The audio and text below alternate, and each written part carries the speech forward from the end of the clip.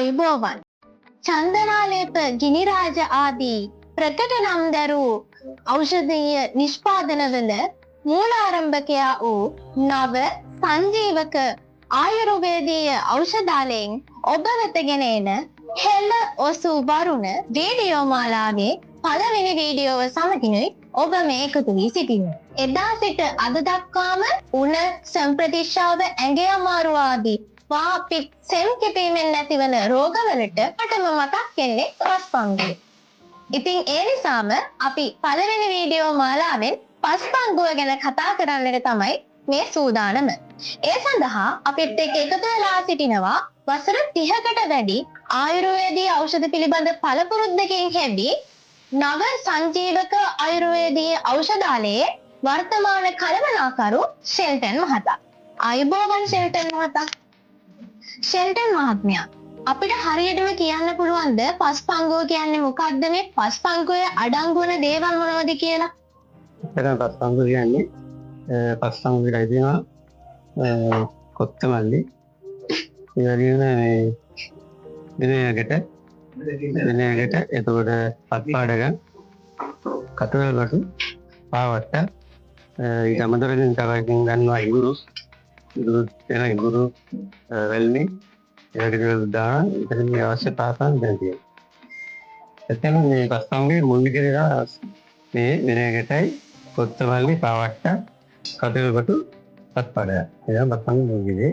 ඊට අමතරකින් අපි දානවා ඉඟුරු අත්‍යවශ්‍යයි. ඉඟුරු එතකොට වෙල්මි ගන්නවා, වෙල්මි එතකොට එළබටු ඕනේ. ඒකට පස්පංගුව වලට ඉතින් මොනිට අවශ්‍ය දේ තමයි ඒ තමයි මේ වෙල්මි දාන්නේ. වෙල්මි ඉඟුරු ගන්නවා, ඊට අමතර එළබටු ඔය තා ගොඩක් වර්ග තියෙනවා අරක්ත. එතකොට ෂෙල්ටන් මහත්මයා, අපිට දැනගන්න පුළුවන්ද එක පුද්ගලයෙකුට දෙන වට්ටෝරුවකට කොයිතරම්නම් ප්‍රමාණයක් නිර්දේශ කරනවද කියලා?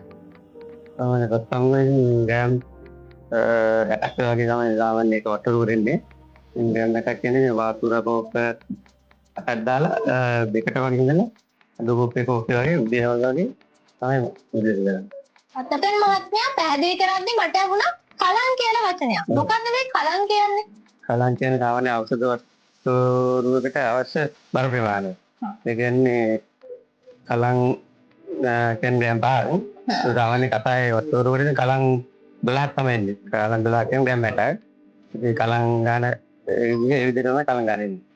ෂෙල්ටන් මහත්මයා, මට දැනගන්න පුළුවන්ද මොනවද මේ කෝටු කෑලි වගේ තියෙන්නේ කියලා? මේ කෝටු කෑලි කියන්නේ මේ පාවට්ට. මේ පාවට්ට ඉතින් ගොඩක් පාට රාඩතොර කියලා කියනවා. පාවට්ට සාමාන්‍ය සෙමට කැස්සට ඒ වගේ තමයි ගොඩක් ගන්නෙ. පාවට්ට ගහේ පස්පංගුවමත් ගන්නවා කැස්සට සෙමට. පාවට්ට මල් කොළ පොතු මුල් මේ පංචාංගම ගන්නවා සෙමට. මේ ෂෙල්ටන් මහත්මයා තියෙන්නේ කොත්තමල්ලි නේද? ඔව්. අපිට කොත්තමල්ලි ගැන දැනගන්න පුළුවන්ද මොන වගේ ලෙඩවලටද කොත්තමල්ලි ඕන කරන්නේ? කොත්තමල්ලි ඉතින් ගොඩක් සෙමට තමයි. සෙමට එතකොට ආයුර්වේදික කොත්තමල්ලි ගන්න ප්‍රධානංගය කොත්තමල්ලි ගොඩක් ලෙඩවල ගන්නවා. ඒ වගේම කොත්තමල්ලි අපි ගෙන්නුවත් ලෝක කොත්තමල්ලි හොදලා වෙල්ලා තමයි අපි පංචීවක ඖෂධාලේ එන්න මේ පස්තුමකට අපි පරිවෙන් දෙන්නේ. ඒ වගේ අපි විශ්ලේෂණය කරලා වෙල්ලා තමයි මේ කොත්තමල්ලි අපි. ෂෙල්ටන් මහත්මයා, මේ තියෙන පැපිලිය නේද? ඔව්, පැපිලිය ඔකට තමයි පත්පාඩම් කියලා කියනවා. නවත් වෙන පැපිලිය තමයි කියන්නේ. පැපිලිය පත්පාඩගම් අපි මොනවටද පාවිච්චි කරන්නේ? පත්පාඩම් ගොඩක් පස්පංගුවටම අවශ්‍ය දෙයක්. පත්පාඩම් ගොඩක් සෙමට තමයි. සෙමට එතකොට ගොඩාක් ලෙඩ රෝග වල ගන්නවා. විශේෂයෙන් සෙමට තමයි. සෙමට තමයි. එතකොට ෂෙල්ටන් මහත්මයා, මේ තියෙන්නේ වෙනිදල් නේද? මේවා සාමාන්‍යයෙන් අපි ගෙදරත් පාවිච්චි කරනවා. විනයකට ඉඳපත අමාරුවට ගොඩාක් ගන්නවා. ඉඳපත අමාරුවට ඒ වගේම ලංකාවට ආධුනික බේතක් විනයකට ඇවිල්ලා තව ඉතින් සුපලාවන්‍ය වලට යනවා. ඉතින් පස්පංගුවේදී අර ඉඳපත අමාරුව තමයි. පස්පංගුවට පාවිච්චි කරන තවත් ඖෂධ මොනවා හරි තියෙනවද? ඇත්තම තියෙනවා පස්පංගුව වගේම ඒකට ගොඩක් අයි තියෙන තවත් තියෙන. තව ඉතින් මේ එල්ලපටුත් ගන්නවා. එල්ලපටුත් ගොඩක් ඇස්සට තුමද වගේ තමයි ගන්නේ. එල්ලපටු ගන්නවා. එතකොට තිප්පිලි ගන්නවා. තිප්පිලි ගොඩක් සෙමට වගේ සෙමට ගැස්සට මික්සවට වගේ ගන්නවා. ඇස්සට තමයි ඇස්සට ගන්නේ. මේ වැල්මි ඊට තියෙන අරත්ත අපිට දාගන්න පුළුවන්. අරත්ත ඊට අමතරව ඉඟුරුත් පස්වංගුවේ අනිවාර්යෙන් තිබිය දෙයක්. ඉඟුරුත් ගන්නවා. මම දැකලා තියෙනවා අපේ ආච්චිලා එහෙම මේ පස්පංගුවට ගම්මිරිසුත් යොදා ගන්නවා.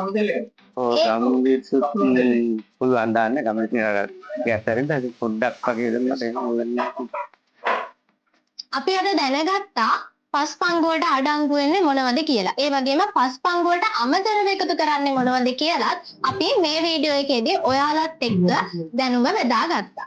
ඉතින් මේ වගේ තවත් වීඩියෝ එකකින් හෙළ ඔසු ගැන එම අරන් එන බලාපොරොත්තුෙන් අදට මේ වීඩියෝව නිමා කරනවා. මේ වීඩියෝව සඳහා අපිත් සමග එකතු වුණ ෂෙල්ටන් මහත්මයාට බොහොමත්ම ස්තුතියි. ඉතින් අද අපි පස්පංගුවක තියෙන අමුද්‍රව්‍ය මොනවද? ඒ වගේම පස්පංගුවට අමතරව එකතු කරන ඖෂධ මොනවද කියලා ඔයාලත් එක්ක දැනුම බෙදාගත්තා. ඉතින් මේ වගේම තවත් හෙළ ඔසු ගැන දැනුම අරගෙන ඊළඟ වීඩියෝ වෙනුත් ඔයාලත් එක්ක එකතු වෙනකම් අදට අපි සමුගන්නම්. අපිත් සමග දැනුම බෙදා ගන්න එකතු වුණ ෂෙල්ටන් මහත්මයාට බොහොමත්ම ස්තුතියි.